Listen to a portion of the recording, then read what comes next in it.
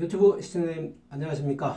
오늘 세 번째로 세 번째 시간 태양광 설비 투자 사업에 대한 부분을 좀 준비를 했는데, 자, 오늘도 도움 주실 전문가님 모셨습니다. JYP 박성규 대표님 모셨습니다. 안녕하세요. 네, 안녕하십니까. 네.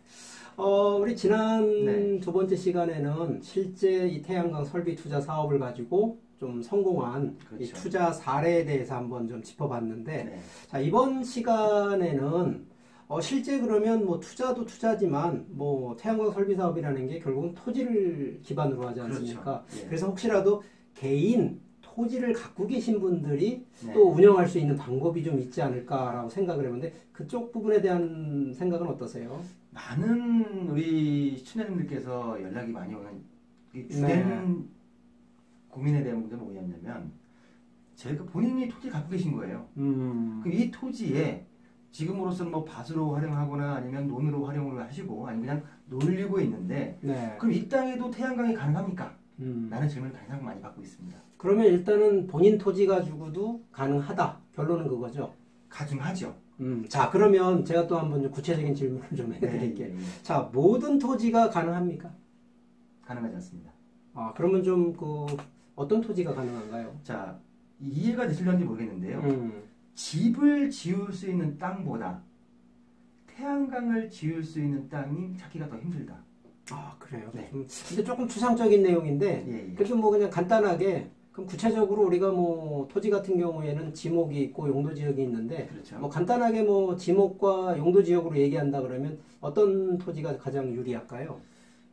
저희가 실질적으로 해봤을 때 값어치가 비도시 지역 내 값어치가 계획관리 지역보다는 보전관리나 생산관리 지역에 도로가 접해 있는, 도로라 하더라도 뭐 넓은 도로가 아니고요, 개발행위만 날 수 있는 도로가 접해 있는 땅이라고 하게 되면 가능한데요. 지자체마다 조례가 있어요. 그 조례가 굉장히 까다롭습니다.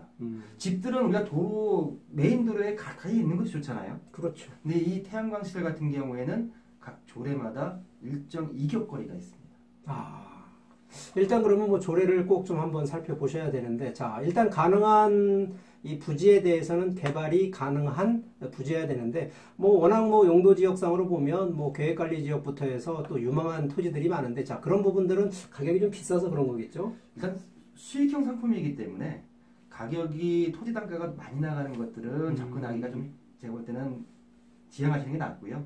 본인이 갖고 있는 토지 중에서도 이 정도 땅은 팔기도 그렇고 내가 좀 다른 쪽으로 활용을 해보셔야 되겠다라고 했을 때 적합한 상품이 아닌가, 토지가 아닌가라고 말씀 좀 드려보겠습니다. 자, 그러면 또 이제 추가로 좀 질문을 좀 하고 싶은 것이, 네. 지금도 보면 그렇게 이제 까다롭게 개발 행위 다 인허가 받고 하는데, 네. 실제 지금도 지금 지방에 많은 태양광 설비들이 돼 있어요. 그렇죠. 자, 이거 지금 그 사업 하신 분들 입장에서 다 수익성이 있다고 보나요?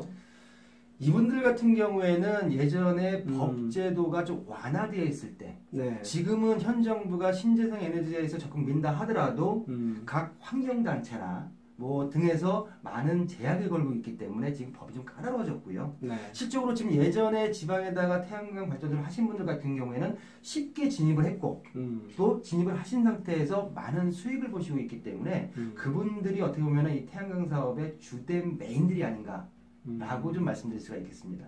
그러면 어쨌든 뭐 그래도 사업을 지금이라도 본인 토지 하시는 분들 입장에서는 손해 볼 일은 없다. 예. 결론에 대한 얘기는 저 충분히 좀 이해가 되고, 자, 한 번 더 좀 질문을 좀 하게 되면, 네. 그 실제 지금 이 본인, 그러니까 이제 투자를 해서 토지를 매입하고 가는 그런 기준이 아니고, 네. 자, 본인 토지에다 태양 사업 하겠다 그러면 네. 일단 그래도 뭐 중요한 포인트들이 좀 있을 것 같은데, 그렇죠. 뭐 유의사항이라든가. 유의사항 있죠.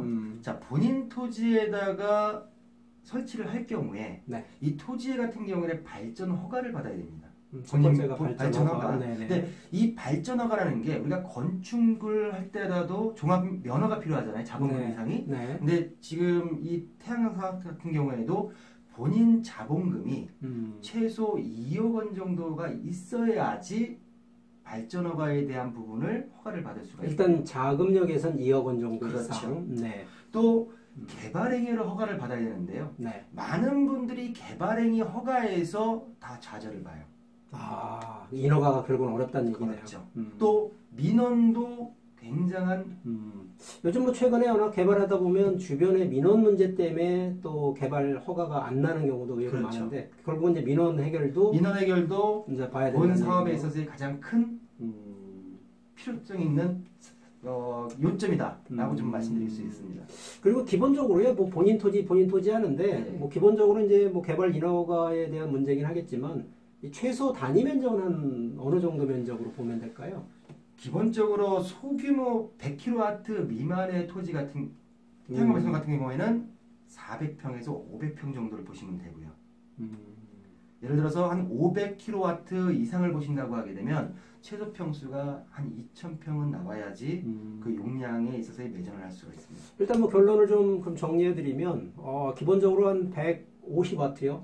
킬로와트인가요? 100kW. 아, 100kW 기준으로는 한 400평에서 500평 정도의 이 최소 면적이 좀 필요하다. 그리고 우리가 이제 조금 더 큰 면적의 또 용량을 확보하기 위해서는 뭐 2,000평대 정도. 근데 여기서 하나 더 중요한 것이 혹시라도 규모가 뭐 10,000평대 넘는 경우는 좀 뭐 계획을 그러니까 분할을 한다든가 계획을 나눠서 해야 되나요?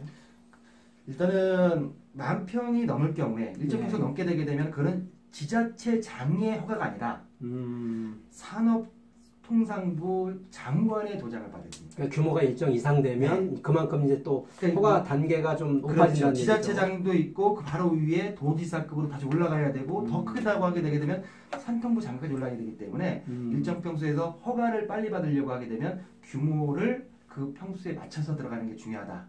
알겠습니다. 자, 뭐 오늘 지금 이제 세 번째 시간인데, 자, 오늘은 이제 본인 토지를 보유하고 계신 분들 입장에서 그래도 태양광 설비 투자에 관심 있는 분들 입장에서는요, 일단 자기 자본 태양광 설비 투자를 하기 위해서는 최소 2억 원 이상의 자금이 필요하면서 토지 기준으로는 대략 한 400평 이상의 좀 면적을 보유하고 계신 분들 입장에서 충분히 가능성이 있다는 얘기 오늘 전문가님한테 얘기를 들었는데 뭐 오늘 일단 이 시간을 통해서 뭐 개인적인 투자가 아니라 본인 소유하고 있는 토지에도 이렇게 충분히 또 임대 수익 활용할 수 있는 부분 가능하다는 점을 오늘 좀 시사성으로 좀 말씀을 좀 해주셨으니까 오늘 뭐 전문가님 말씀 고맙고요. 저희가 또 다음 시간에 또 만나서 또 세부적인 내용 또 더 들어보도록 하겠습니다. 네, 알겠습니다. 자, 오늘 뭐 우리 시청자님들 좀 많은 좀 도움이 되셨으면 좋겠고요. 다음 시간에 또 다시 찾아뵙는 거로 하겠습니다. 감사합니다.